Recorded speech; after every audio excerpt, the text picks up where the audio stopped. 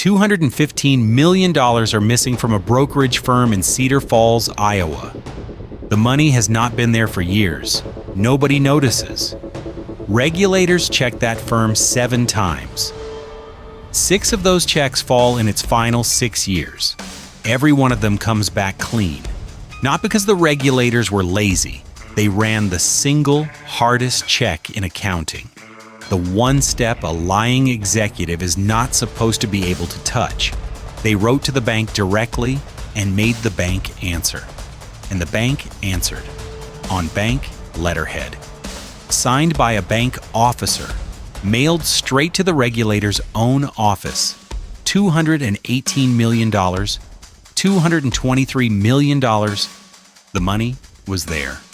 The paperwork said so. The 2 times anyone got a real answer from the bank, the account held about $7 million. Then, about 5. Now here is the part that should bother you. Nobody intercepted a letter. Nobody hacked anything. Nobody bribed a single banker. The auditors did their job correctly. The check worked exactly as designed.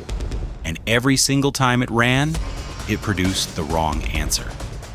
This is the story of Russell Wasendorf, and of the one question nobody ever thought to ask. Cedar Falls, Iowa.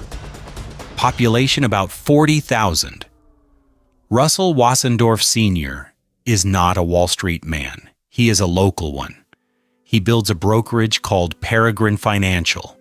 Then he builds it a headquarters, $24 million of glass and steel, dropped into a small Iowa town like a spaceship. He sponsors the town. He funds the arts.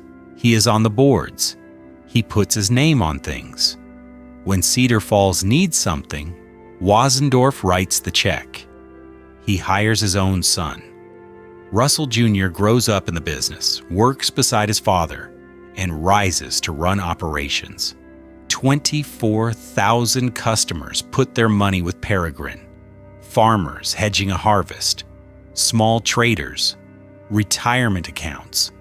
They are told the money sits in a segregated account at U.S. Bank, untouchable, ring-fenced by federal rule. And on paper, it does. There is a statement every month showing exactly that. He makes those statements himself.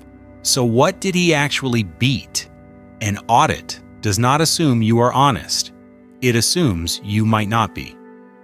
Every serious control in accounting exists because somebody once lied. So the profession built a check that does not depend on your word at all. It is called a bank confirmation. The auditor takes a form, fills in the account, seals it, mails it to the bank, not to you, to the bank. The bank confirms the balance and mails it back. 2 independent parties.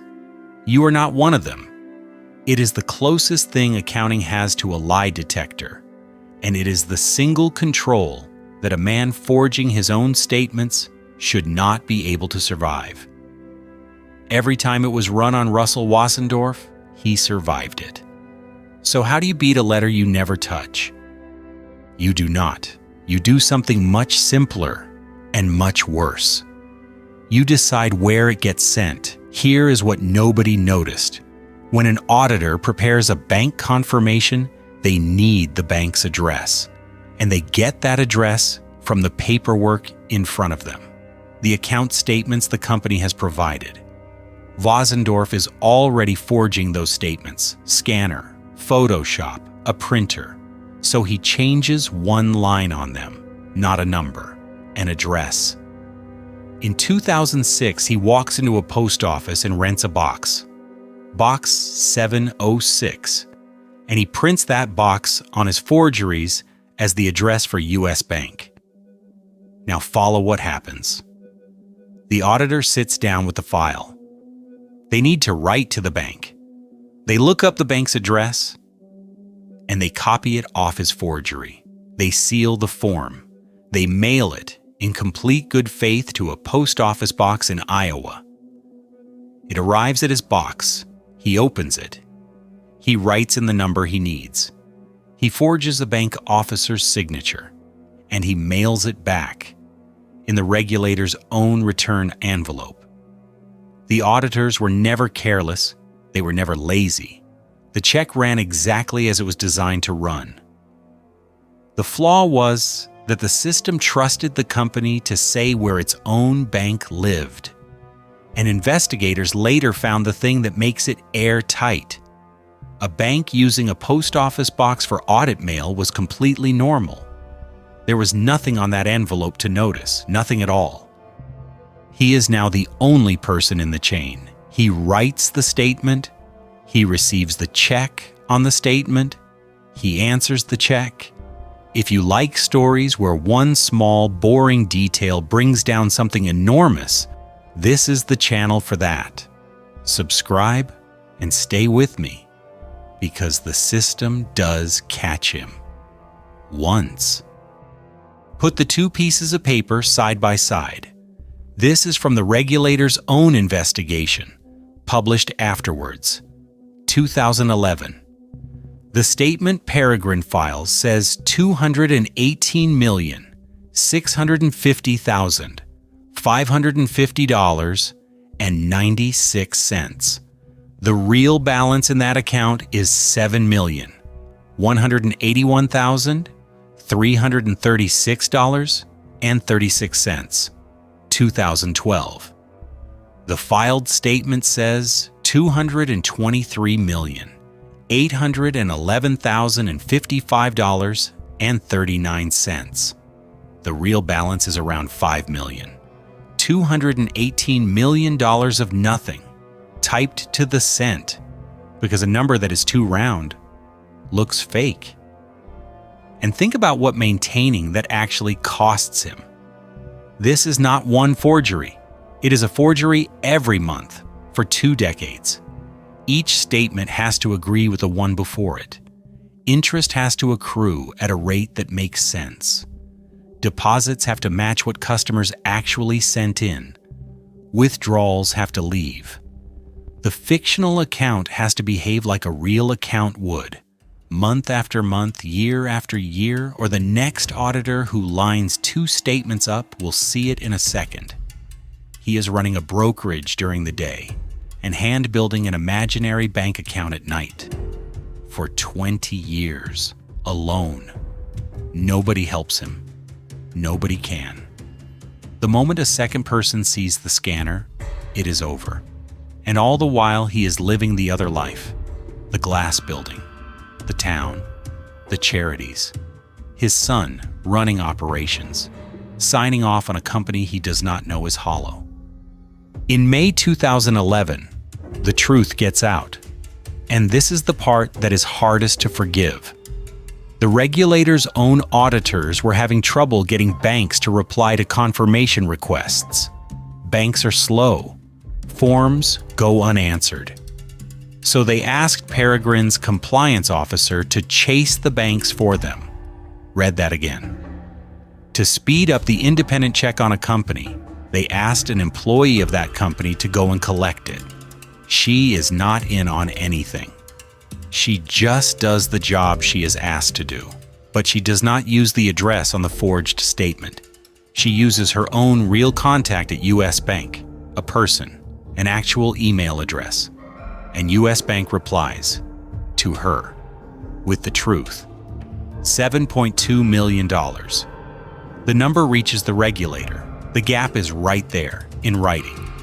$211 million missing, on a page, in front of them.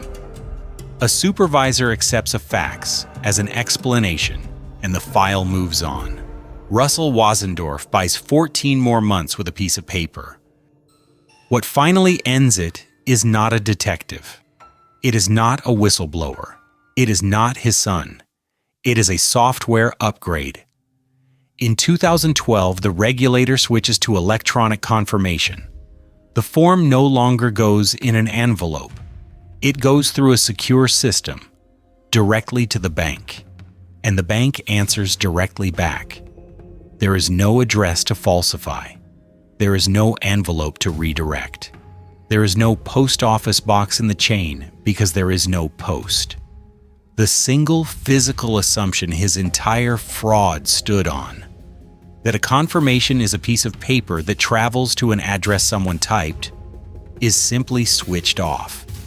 He is told the firm must sign up for the new system. He knows what the first electronic confirmation will show. On the 9th of July, 2012, he drives to the car park of the headquarters he built and attempts to take his own life. He survives. In the car is a signed confession, and in it, he explains the whole thing himself. He says he began because his ego was too big to admit failure. He describes renting the box. He describes forging the signatures. And in his own notes, 4 words: "I am in shock. I'm caught." The shortfall is $215,530,041.39. More than 13,000 people are owed it. On the 31st of January, 2013, he is sentenced to 50 years. His son loses the company, the family name, and the town in one afternoon. He is never charged with anything. He found out the way everyone else did. The glass building goes up for sale. And it is worth stopping on the 13,000 for a moment, because they are easy to skip past. They are not institutions. Peregrine served farmers hedging a crop against a bad season, small traders working one screen in a spare room, people who had been told, correctly, that federal rules required their money to be kept separate and untouchable, and who did the responsible thing precisely because that rule existed. The rule was real. The account was real. The protection was real. It was the paper proving the money was in it that was not. And it is worth being clear about what this story actually is. It is not a story about a clever man. The forgeries were made with a scanner and a home printer. A teenager could make them. It is a story about a check that everybody trusted, in a chain where one link was never checked. And the link was not the bank, and it was not the auditor. It was the envelope. 7 times, the most reliable control in accounting was mailed to a man's post office box, and he answered it himself, in good handwriting, on time. They asked the bank the right question. Every single year, they just never confirmed where they were sending it. Thanks for watching. If you enjoyed this, subscribe to the Orange Files for more true stories of people who found the loophole. I'll see you at the next one.